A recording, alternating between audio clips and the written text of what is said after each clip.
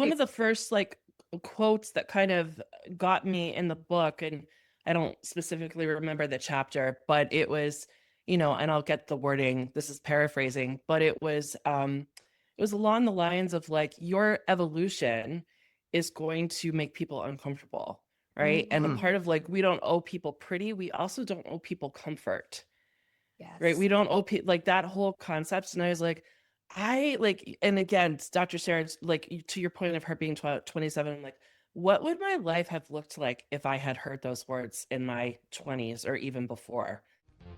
Welcome to Amy Liz Harrison's podcast, Eternally Amy, a mum of 8's journey from jail to joy, a Gen Xer who overcame her struggle with alcohol to become a best-selling author and mental health advocate. She shares stories of hope and offers ideas for others struggling with mental health challenges. One thing is for sure, you'll leave with something to chew on. And now, here's your host, Amy Liz Harrison.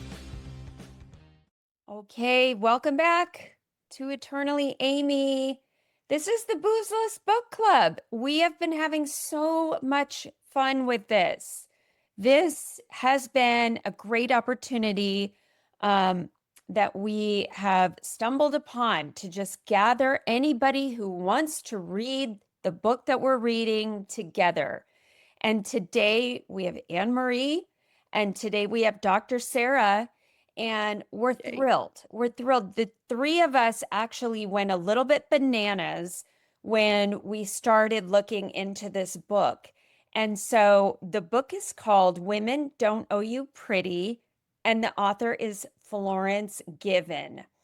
And I got to tell you guys, before we get started, what a joy it was for me to realize that you two were as pumped about talking about this as I was, because I just really got all like, I mean, I listened to it like little snippets at a time. And every time I was driving, I was like pounding on the steering wheel.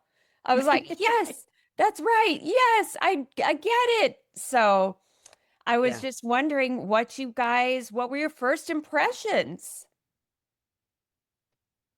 Yeah. Go. For me, reading this was, it was so many things. First of all, it was such an affirmation of sobriety. That sobriety was my pathway into understanding and talking about this kind of liberation. Like before sobriety, this language and a capacity for this kind of understanding didn't exist. So I really like had Yeah. so much affection for my sobriety that I was like that I could read this book and understand it and see the complexity of it and the layers of it. There were so many things that like really hit home. Also excited. I'm like, let's, anybody who wants to talk about burning down systems of repression, I'm like, sign me up and I'll bring the tea and the tea cakes for that conversation. Um, yeah, there's a lot in here to unpack. Um, yeah. What about you, Sarah? Yeah, I mean, it was really interesting because at first I felt like I was 25 again because she's Mhm. 27 years old. I mean, she's young. Yeah. And I remember I got sober at 24. I was sober a couple years and then I went back to college. And I remember being in a feminist psychology class. And I'm not kidding you guys. I suddenly had this awareness that I was a woman and I'd been oppressed. Like Mhm. I like had this entire experience in this class. And I grew up with four brothers. My mother was invisible. My father was World War II, angry attorney, dominating, etc. And I just remember that class, like suddenly feeling this rage and like the whole world turned because suddenly I saw myself from an entirely different angle, like they say in the big book of AA. I mean, it was amazing. So, yeah, she brought me back to that time. And of course, it's been this unfolding and in tons of different ways. And she's addressed so many different things, but yeah, just that feeling of like the awareness, the liberation, the mindset, all of it. So yeah. I Yeah. couldn't agree with the two of you more. I had both of those experiences reading this book. Was first of all thinking there's no way prior to getting sober that I would ever have even entertained being able to digest any of the things that she was talking about. And part of my background and upbringing in the church was like sort of pushing those ideas away, if anything. And also, to what you said, Dr. Sarah, is I had that same realization, which I've realized for the past few years, right? In the sort of unraveling of the things that I thought I knew and just being open to new ideas, is that, I really realized I have been repressed and we have been repressed as women, and just all the different things that are now coming to light, now that I'm in perimenopause, right? The Women's Health Initiative from 2002 that was debunked, and now all of these women who didn't get access to HRT or were told false truths, or alternative facts or whatever. But I just really got to thinking about, oh, how true so many of those things are that I really never entertained thinking about until Yeah. the past few years. She brought up so much. Yeah.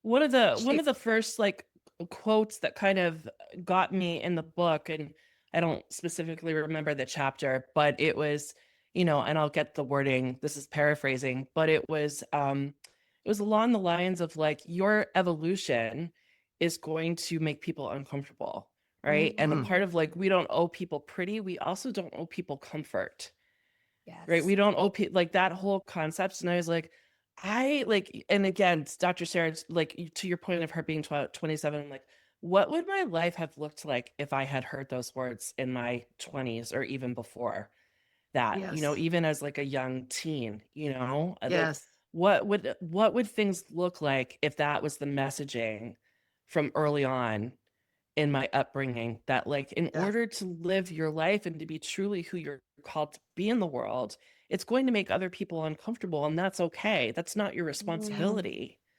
Like that was the first point in the book where I was like, oh shit, here we go. That, Yep. yes. And you know what, too? It totally aligned with codependency recovery because Hmm. I mean, not all of it, it doesn't cover codependency recovery doesn't cover everything in this book, but the tools that make people uncomfortable, like speaking up. Why don't we speak up? Why don't we have a voice? Why do we repress ourselves? Why do we have to look a certain way to get approval from men or whatever? That whole thing, not setting boundaries, she talked about, because we're used to being caretakers and people pleasers. I mean, she addressed a whole slew of things around codependency because I think being a woman, and I always say this, I was trained. I mean, God, I had a lot of sadness about this book too, by the way. Mm. Mm. I mean, I was trained, at the dinner table, I would get up and clear the plates. I mean, that's just one tiny thing of 100 things, but why did I do that? I mean, you know what I'm thinking? It's like from such a young age, I had to sit next to my father. I don't know why. And I remember at the dinner table, this is going to sound so crazy, and this is an aside, but we would have these quizzes. My father would give quizzes at the dinner table. And sometimes he would ask the boys these questions, and I wasn't included because I guess I wasn't as smart. And it was just so like, again, it's seeing your history and seeing everything that happened within a context in which, where I didn't have that context before. And that whole idea of, codependency recovery too, where I'm putting my self-esteem in the hands of other people. So my self-esteem is in the hands of someone who's attracted to me, or someone who likes me, or someone who thinks something positive of me. And therefore, my behaviors are driven by getting someone else's approval and validation. I mean, that's the core of codependency. And again, this is a much wider view of it all, but I thought there was definitely overlap. Yeah. 100%. I think so many things too. And I agree. I had that same experience, Dr. Sarah, a bunch of sadness, really, about, just different things that I haven't realized, like walking down the street or through an airport. I will automatically, if a guy is coming toward me, I'll move to the side. Like, I do that without thinking about it. And this book, it was very eye-opening to me because I started noticing all these little behaviors that I have never noticed about myself before. Yes. And it was a little bit, it was a little shocking. And even things like, I mean, the whole getting ready, for work and all of that, and how, I think I was sharing this with both of you at different times, but we'll get ready for like a gala or a fundraiser for my husband's work. And, it takes me like 2.5 hours to get ready for something like that, of that caliber. And then, I'm in kind of the last 20 minutes and my husband comes in, takes a shower, throws on his tux, and we're gone, And it's just like, wow, the amount of time that you have versus me when it comes to those things. And not that I couldn't, maybe show up differently than I do, but it's weird because there's a certain societal expectation that a certain level is going to be put into appearance, which is it's so messed up. I feel weird saying that. But so that was made apparent to me. And then the other thing, so these are all even like non-specifics about her book that I'm sharing now, but just things that this brought up with me.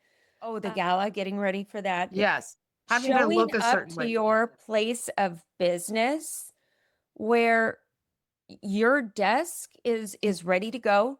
Your trash at your desk has been dumped. So what I'm talking about is, like, if you are in a traditional, I will use that in air quotes, married, cisgender relationship, a lot of times still we'll have a male go to the workplace and a female work inside the home.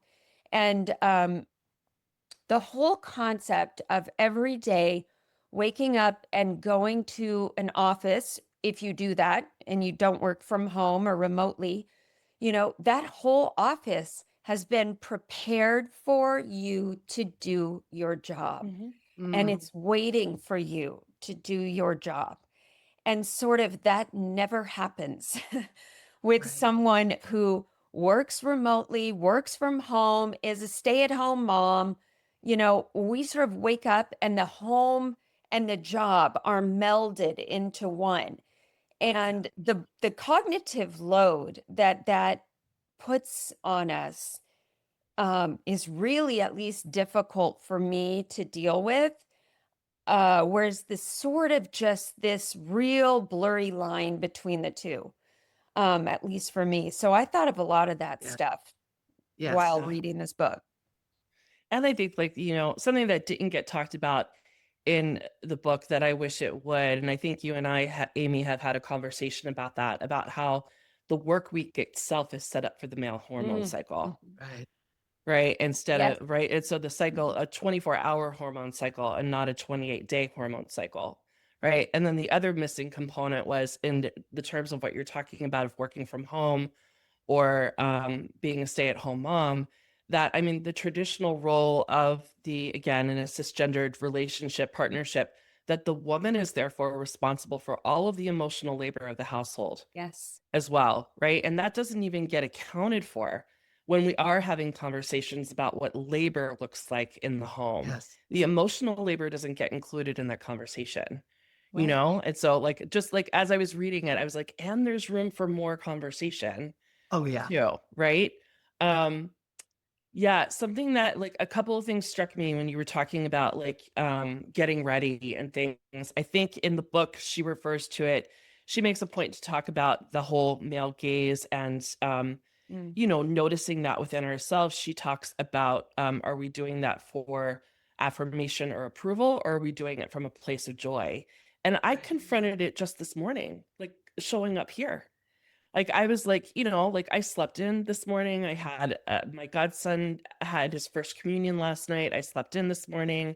I was running late.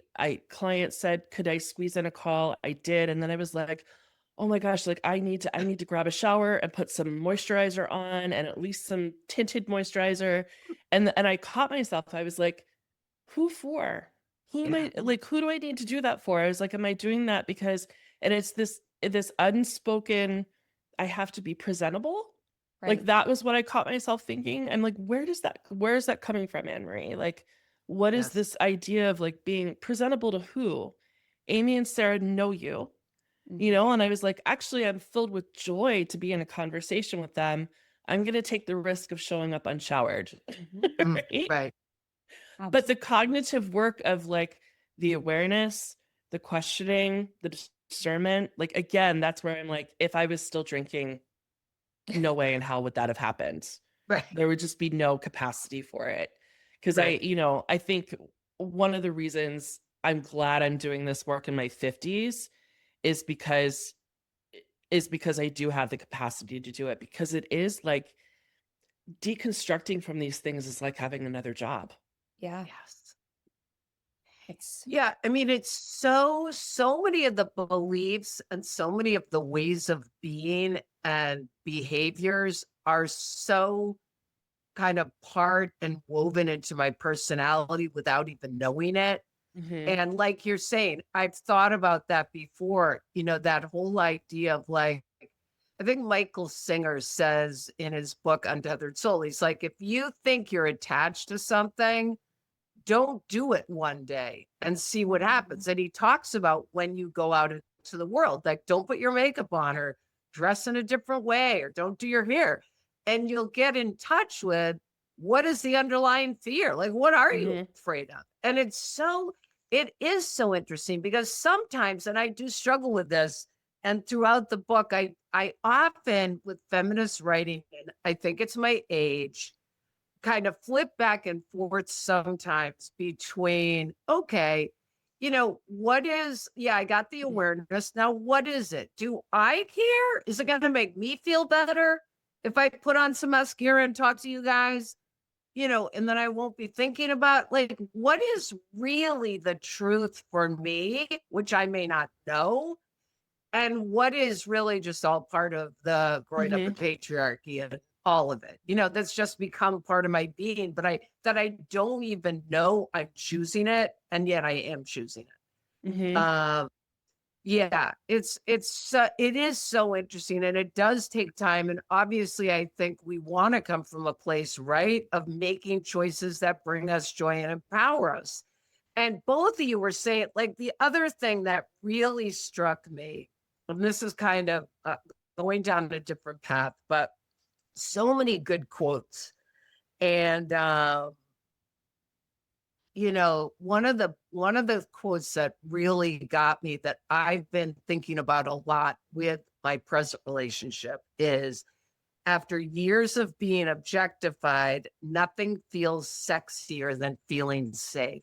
Mm. And I don't even like consider myself having been objectified for years, but I like, if I could take that on in a reality, what I do know is that I have gotten in touch with over the years of a chronic feeling of unsafety and a lack of safety. And it's so weird because this guy I've been dating for a couple of years has ADD, and he's like in earlier recovery than me. And he needs to be busy and stuff like that. And there are times when we're spending time together and I say to him, I need you to be present and we need to just hang out for a couple hours. Like, I don't want to go do anything. And he'll say, well, what's up? And I'll say, I don't feel safe. And it's like, he's not doing anything to make me feel unsafe. But there's literally this experience of if I don't trust someone and know and have a history with them that they've got my back, which again, intellectually I know it, but that whole safety thing and physical safety and that other quote she said around, a man walks into a room of 50 women and he feels excited, and a woman walks into a room of 50 men and she feels terrified. And I don't think that's necessarily for everyone, but that is definitely an experience I've had. And I just think it's part of my genes now, my physiology that I have to literally work on. And that may be for the rest of my life, that I need to do deep breaths, when I'm around a lot of men or whatever. I don't have the same feeling of like power or mastery that maybe a guy does. And I say those things, and then I think of my son, or I think of other men I know that don't feel that way about women, that have a lot of insecurity. So I get like, it's not all or nothing. I don't know. Yeah. So good. Yeah. It's an interesting thought too about being in a room full of men. I have never thought about this before. As you were talking, I thought, I'm always uncomfortable in that situation. And the reason why is that one of my core wounds, one of my just deepest insecurities of all time, is not feeling as smart as other people. There is nothing that just absolutely takes me down more than that. And when I am in a room full of males, I immediately think that I am lower than them, not consciously, but my behavior says that. And what I mean by that is I tend, if I'm being really honest with myself as I'm looking at it now, I tend to almost pull this weird damsel in distress, like, let me let you guys talk it out. Like kind of weird. I don't allow myself to take up my space. It's very strange, but also not, in looking at some of the things that she laid out, that we're so sort of used to doing. And two examples of that for me are like, if I go somewhere, I travel somewhere, my husband will say, we'll talk about how you're going to get from the airport, whatever. My husband will just say, well, grab an Uber.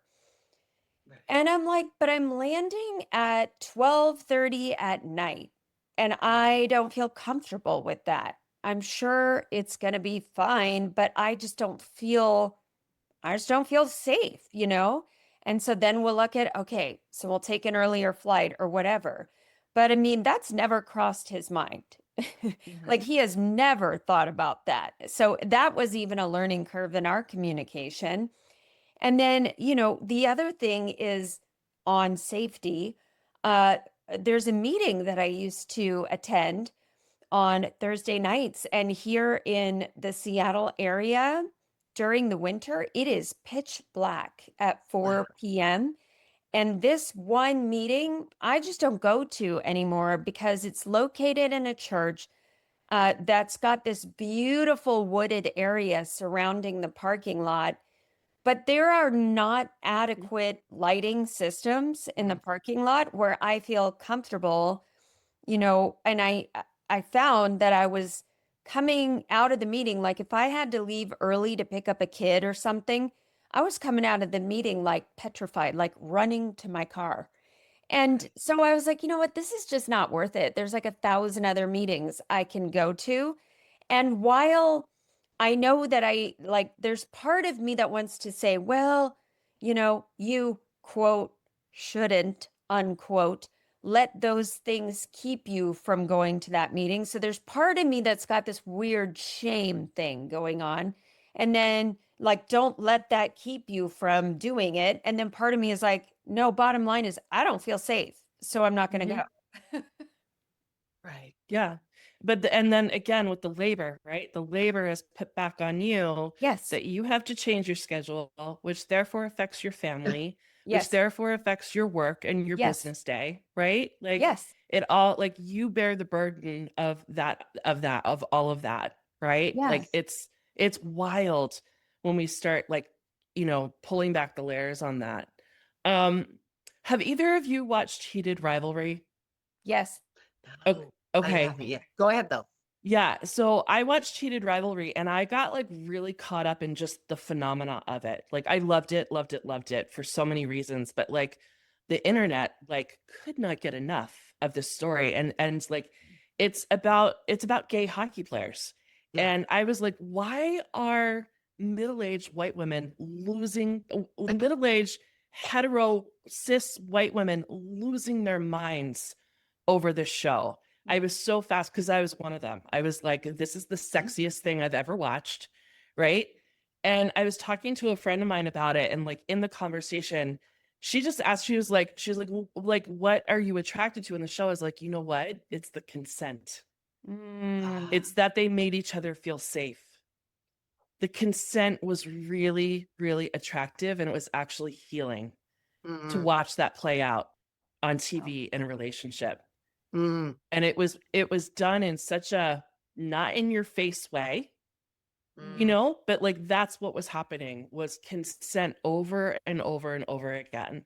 And it just like that conversation just like really hit me, and hearing you talk about that, Amy, I was like, oh my God, like how many times do I move through the day Mm. as a woman, as a single woman, living in a city, living in DC, how many times do I go about my day with my fight or flight Mm. like just hijacked just from walking down the street, right? Like it's just bananas. Right. It's wild. I my and talk about like how I do have hope because I really do feel like generationally it is changing. And a few years ago, I went to pick up my godson from school, just right up the street, and it was a nice day. So they were playing soccer they were playing soccer, and then they were playing football on the field and tackling each other. And one of his little girlfriends was playing with them, and I immediately was like, "Oh my God, you can't tackle her, you can't touch her like that," like all of these things. And so I called. They didn't even have to have me say anything. I called them over. And my godson goes, "It's okay. Like, I talked to her about it." And the little girl goes, "I gave consent. I'm fine." Oh, They were like 7. oh my gosh. But that they knew what that word meant and that the Yeah. conversation already happened. Like, hey, we're going to play a little rough and we're going to tackle. Are you okay with being tackled? Right? Like that conversation happened with these little ones, like at 7 and 8 years old, was like, okay, there's hope. There's hope for the future here. But like, I mean, just how important that is, like when it comes to issues around safety and things like that. Like, I'm still learning what it means and how to like how to communicate it well, and not and to be okay with like, I'm gonna cuss, to like fucking it up. Right. Like being okay with like not getting it right and letting myself make mistakes and kind of fumble conversations and things like that. Right. Well, and you said it at the beginning too, because, so much of it is, geez, am I going to make someone uncomfortable? And the bottom line is, and this is like the codependency piece and the patriarchal system piece, is feeling like, why am I of less value than this person? Like, why would I And that's why, the only thing about the book I felt like is she could do I felt like in a way it was like Feminism 101, which I mean, great. But there's so many other layers. Like, Mhm. yeah, it's fine to say, well, just speak up. But I know tons of women with 30 years of sobriety, they still can't speak up. Mhm. And why is that? What are they afraid of? What are they, what paradigms are they needing to break up? But I agree that, like, generationally, like my son, and when he went to college and they all had to fill out like forms now when you go to college about what's appropriate, and you have Mhm. to answer, this entire, it took them like an hour to do about, do you know you need to ask a woman if, you want to kiss her, or touch her, or whatever. I mean, that was just never happening. I mean, and his generation, even in high school, I mean, they're so much more spacious about everything and respectful. I mean, so I do have hope also. Oh, I know what I was going to say about the permission thing. It never even occurred to me. I mean, this is what makes me sad too, is to think I had a choice. I mean, I was super overweight growing up. I don't know if you guys know that about me, but when I graduated from high school, I was over 200 pounds, and food was my first addiction. And I had very low self-esteem, and I was, you know, never feeling attractive and all that stuff. And so when I started using cocaine, which was my, diet drug basically, and started losing some weight, like I was so, that other line she said, I accept crumbs. And she doesn't say it exactly like this, but Mhm. I'll take the crumbs because I'm so hungry. Like Yeah. when I first started kind of getting my identity and dropping some of my weight and feeling better about myself, I like, if someone liked me, it was like, oh my God, I'm gonna do this thing. I'm gonna have sex. I'm gonna be involved with them. Like, I never even thought to myself that I had a choice. And, Mm. thus I think that leads to a lot of sexual violence and a lot of being in situations where, things happen to me and all of that, because the craving, we used to call it skin hunger. Like literally, I had skin hunger because of the lack of, physical contact in my family, and just that craving of wanting someone to love me Mm. from whatever my history is. Like, I got into many situations because of the need, that underlying need. Um, but again, it took a long time to realize, oh my God, I can say no. I can set a limit. I can say I don't want to tonight. I can say, even in marriage, I mean, to have choices. I mean, it's so mind boggling when you think about it, because I would say to a best friend, like, well, of course you can say no. But when I'm in that position, do I like the underlying fear of rejection or losing love, or they're not going to care about me, or maybe I think always the bottom line is I'm not going to be safe. Like literally, I think when you really dig down, that's the bottom line. Mm. I mean, it's so tragic, really. And yet I don't want to get lost in the problem. Like I do think, now there's more hope, but just even having the awareness that we have choices, I mean, I don't know, so much there around Yeah. that thing. Yeah. Yeah. Yeah.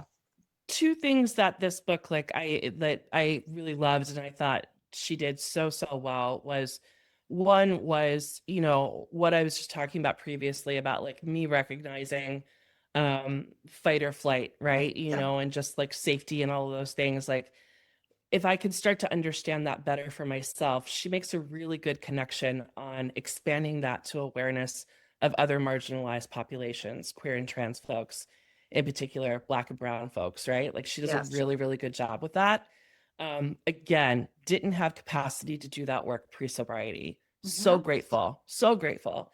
She does an incredible job with that. And it's just like, so it's not just my liberation anymore, it's liberation for everybody, right? It makes it it makes it communal, and right, like that she does really, really well.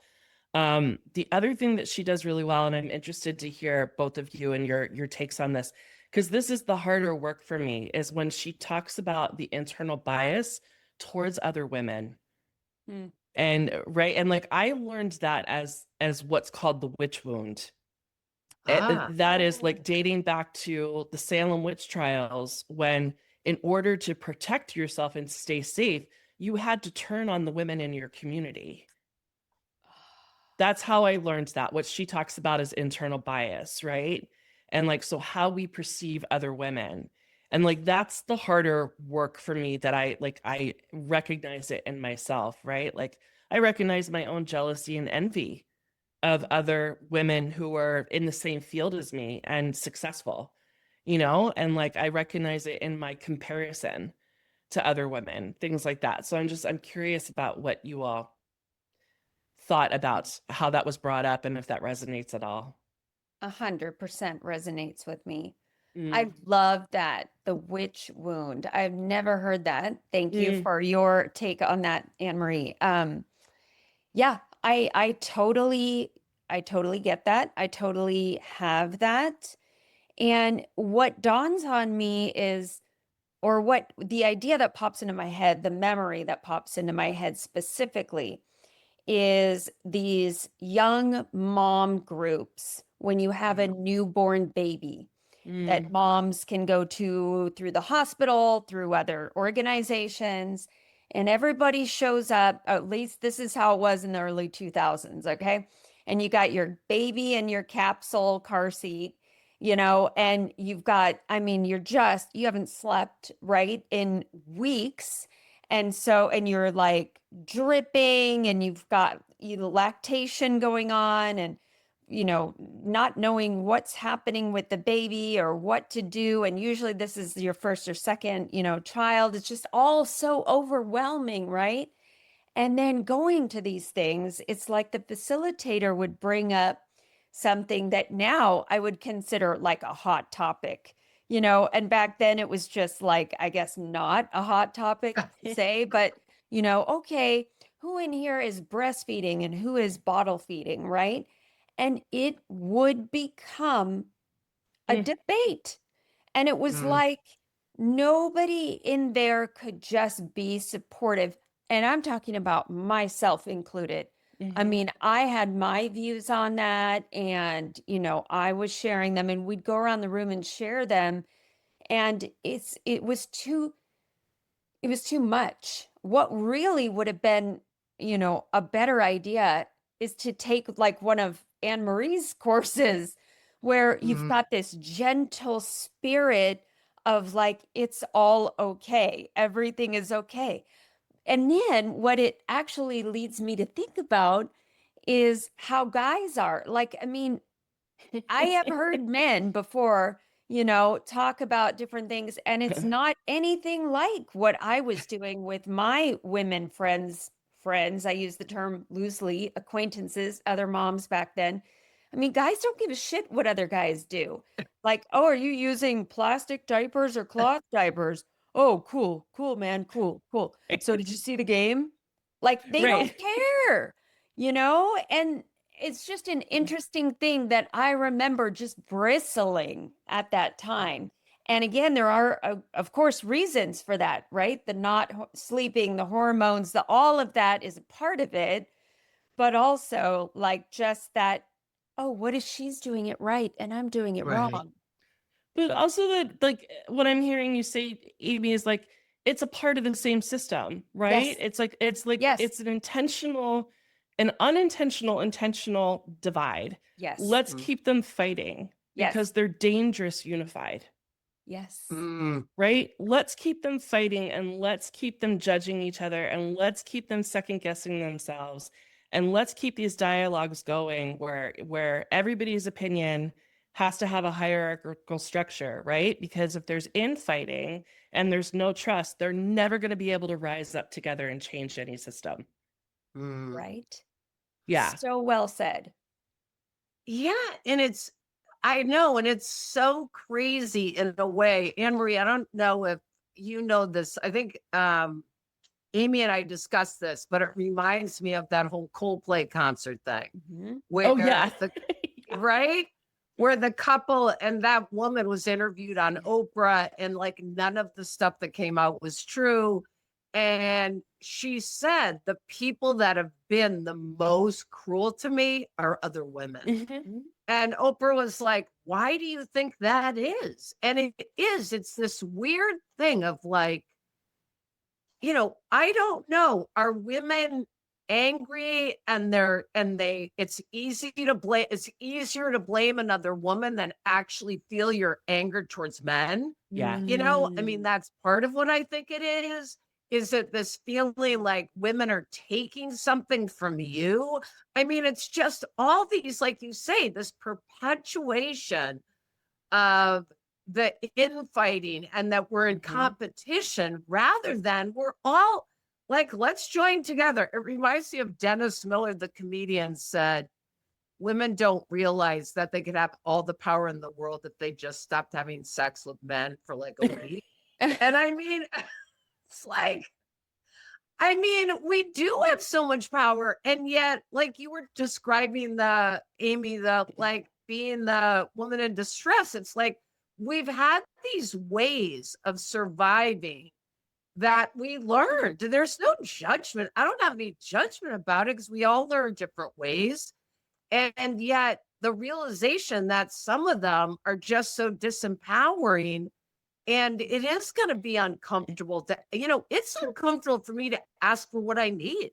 I mean, yesterday it was Mother's Day and my sweetheart said for a week, what would you like to do on Mother's Day? What is really going to serve you?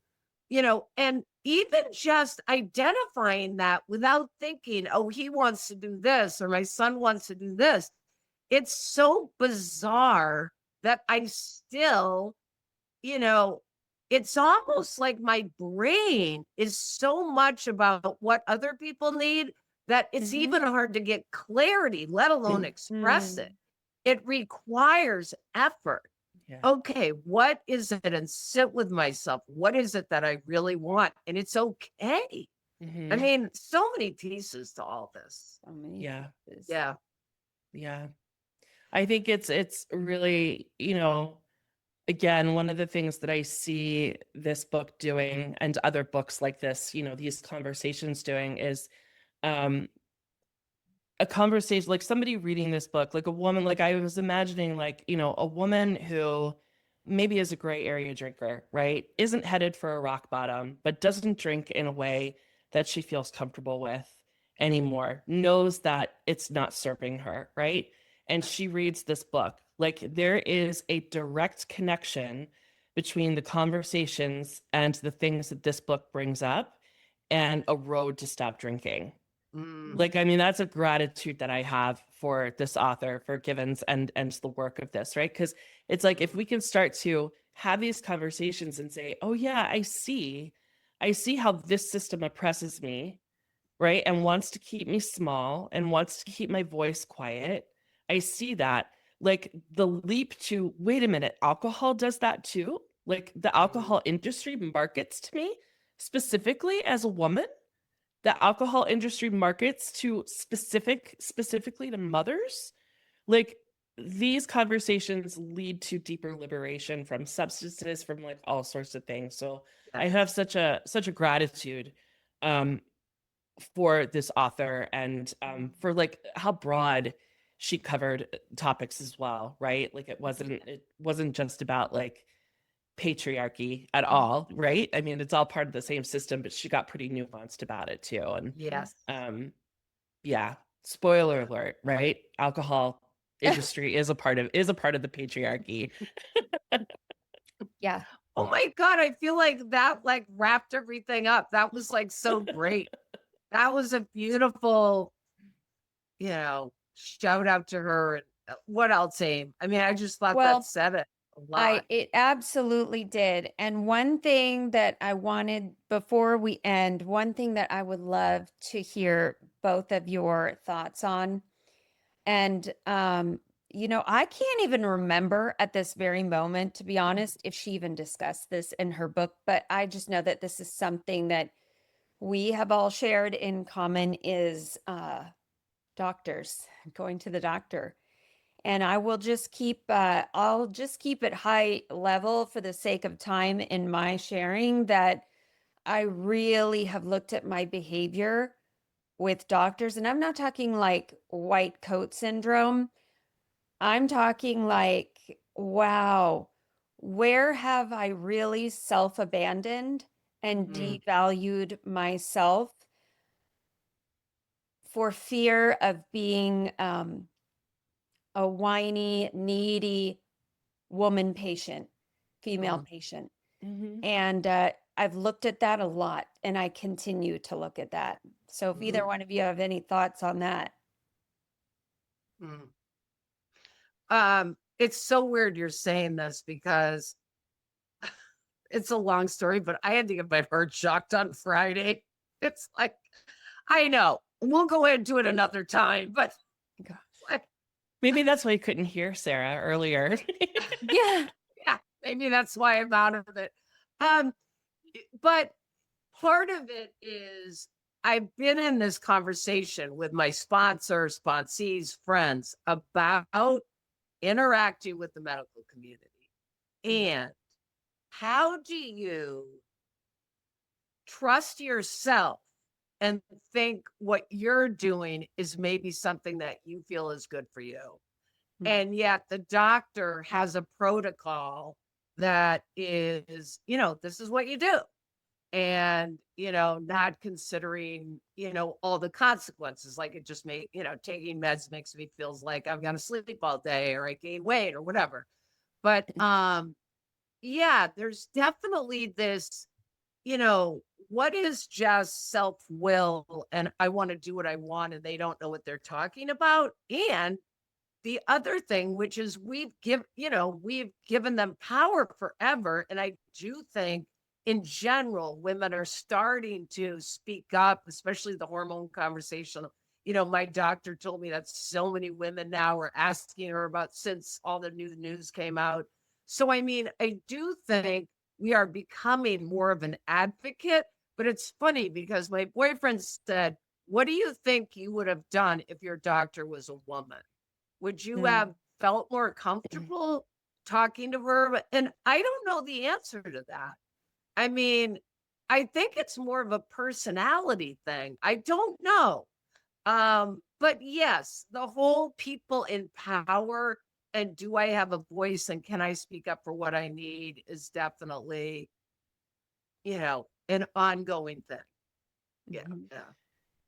Yeah, it's all like it's very relevant. It resonates deeply as I navigate a newly diagnosed chronic illness, a fibromyalgia within the last 9 months. But just like declining or health issues over the last couple of years leading up to that diagnosis. I'll share, and I won't go into the details, with a content warning, but I was medically assaulted 2 years ago in the Mm. hospital. And it was fat bias. It was, like I live in a fat body and I'm comfortable with those terms with saying the word fat. But it was anti-fat bias and I was medically assaulted.